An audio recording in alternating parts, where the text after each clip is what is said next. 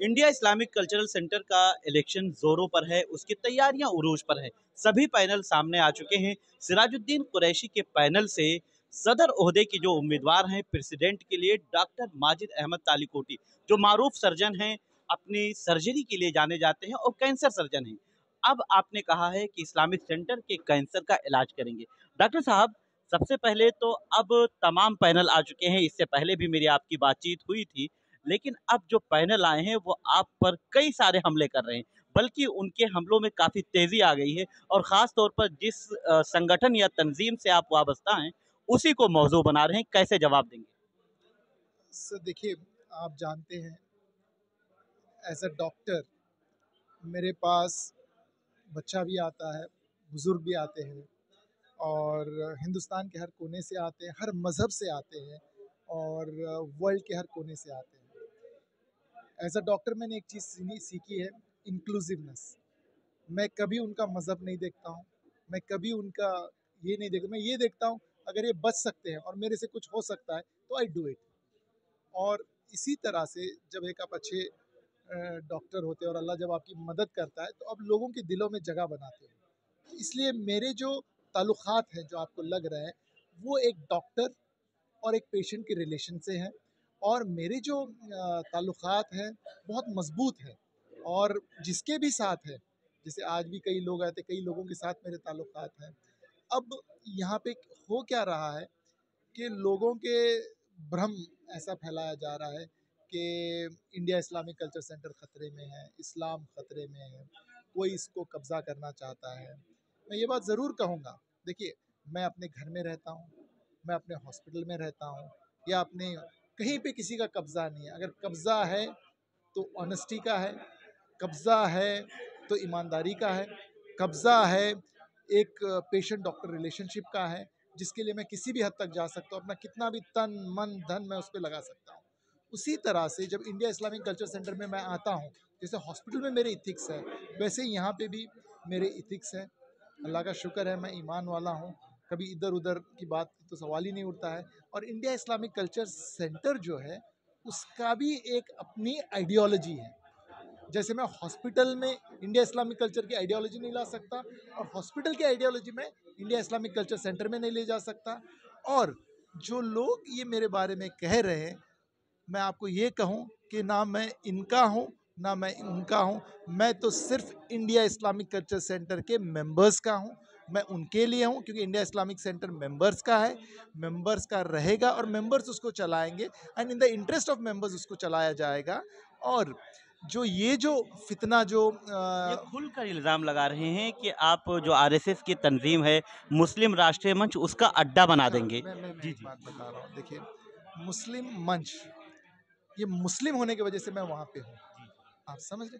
और वहाँ पे सिर्फ दो चीज़ें हैं, एक, जो मुस्लिम्स जो पीछे रह गए हैं उनको मेन स्ट्रीम में लाने के लिए काम किया जाता है। और यहाँ पे कोई भी ऐसी चीज़ जो है, और वैसे ही मैं ये कहूँगा, इंडिया इस्लामिक कल्चर सेंटर की अपनी आइडियोलॉजी है। कोई भी पॉलिटिकल पार्टी जैसे कि घुसने की कोशिश कर रही है, वो कभी नहीं कर पाएगी इंशाल्लाह, क्योंकि इंडिया इस्लामिक कल्चर सेंटर किसी पार्टी का नहीं है, किसी का नहीं है। ये मेम्बरान का है, ये कम्युनिटी का है, ये देश का है, ये एवरी इंडियन का है। ये किसी का, जैसे आप कह रहे हैं जो इल्ज़ाम है कि सर देखिए, बीइंग अ डॉक्टर, एक मेरे अंदर जो अपनी आइडियोलॉजी है, जो अपनी है, वो ये है कि मैं सबके साथ रहता हूँ। मेरी कनेक्टिविटी अगर आप देखोगे तो हर एक के साथ है। आज जो ये मुद्दा बनाया जा रहा है वो आप भी जानते हैं, वो सिर्फ इसलिए है कि एक पोटेंशियल कैंडिडेट है, उसकी अपनी एक पर्सनैलिटी है, उसका एक अपना वक़ार है, उसके वर्किंग कल्चर और स्टाइल है। अब कुछ नहीं मिला तो देखो, आपको तो कुछ तो करना पड़ेगा, वरना कैसे आप इलेक्शन जीत पाओगे। तो ये कर रहे हैं, पर देखिए, आई एम वेरी ओपन, मेरी ज़िंदगी पूरी खुली किताब है। आप एक एक एक वर्ड आप नहीं मेरे पास से ये करोगे जो मैंने ज़िंदगी में किया हो, वो हमेशा it was for health, it was for education, it was for humanity, it was for peace, and it will continue to be for that. And my ideology is of inclusiveness, my ideology is not of division, my ideology is of peace, my ideology is of brotherhood, my ideology is of upliftment, my ideology is to walk ahead with the weakened, the marginalized society. उनको पकड़ के मैं चाहता हूं कि India Islamic culture centre में से इस प्लेटफॉर्म से, because every member of India Islamic culture centre is an institution in himself. और वैसे अगर 4000 लोग बनेंगे, अब देखिए कितने इंस्टीट्यूशंस हम बना सकते हैं, कितना ही मोहब्बत। And mind it, India Islamic centre where I will be the president, will be the voice for the weak. It will be the voice for members. It will be the voice for the community. It will be the voice for the country. यहाँ पे अगर किसी के साथ अगर आप मान के चलो कि लिंचिंग होगी, वो हिंदू हो या मुस्लिम हो, वो नहीं देखा जाएगा। वो सिख हो या ईसाई हो, वो नहीं देखा जाएगा। इतना याद रखा जाएगा, जिसने लिंचिंग की वो हिंदुस्तानी नहीं है, ना वो हिंदू है, ना मुस्लिम है, ना वो सिख है, ना ईसाई। हमारा एक अपना एक सेल भी रहेगा जो इस तरह मुद्दों को प्यार मोहब्बत से। और आप लिंचिंग की बात कर रहे हैं तो खास तौर पर अभी देश में लोकसभा इलेक्शन के नतायज रिजल्ट आने के बाद से खास तौर पर मुसलमानों को निशाना बनाया जा रहा है और कई स्टेट में इस तरह की लिंचिंग के वाकयात हुए हैं। आप कैसे देख रहे हैं? देखिए, मेरा ये मानना है, मेरा स्टेटमेंट बड़ा क्लियर था, जो लिंचिंग करेगा वो हिंदू हो या मुस्लिम हो, वो अपने धर्म का नहीं है और वो ना हिंदुस्तानी है। My statement is very clear what he has done. जो इस्लाम, जो रिलीजन, जो ये सिखाता है कि अगर आप किसी का कत्ल करते हो तो यानी आपने पूरे कायनात का कत्ल करा है। और जो रिलीजन ये मानता है कि होल वर्ल्ड, पूरा वर्ल्ड एक भाईचारा है ना, वासुदेव कुटुंब। तो मुझे नहीं लगता कि और इस तरह की चीज़ें में, देखिए मैं एक बात मानता हूँ, अगर कहीं लिंचिंग हो रही है तो हमें अपना हाथ में अपने ये नहीं उठाना है, बल्कि आप उसको रोको, उसको होने मत दो। और खुदा ना खास्ता हो जाता है तो उसके लिए आवाज़ उठाओ कि कहीं दुनिया में इस तरह की लिंचिंग दोबारा ना हो। और इंशाल्लाह हम लोग वो आवाज़ बनेंगे। देखिए आप मैं आवाज़ बनने की बात कर रहे हैं, आप आवाज़ उठा भी रहे हैं, लेकिन इस वक्त हम मौजूद हैं जामिया मिल्लिया इस्लामिया में।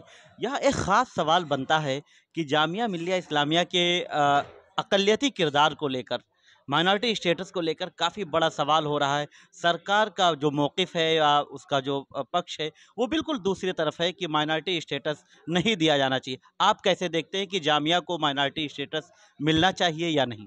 देखिए, मैं बहुत ज़्यादा डिबेट में नहीं जाऊँगा। AMU हो, जामिया मिलिया हो या जामिया हमदर्द हो या कोई भी इंस्टीट्यूट किसी जैन का, सिख का, ईसाई का या किसी भी माइनॉरिटी लोगों का है, वो उनका अपना हक है, उनको मिलना चाहिए। I am with it.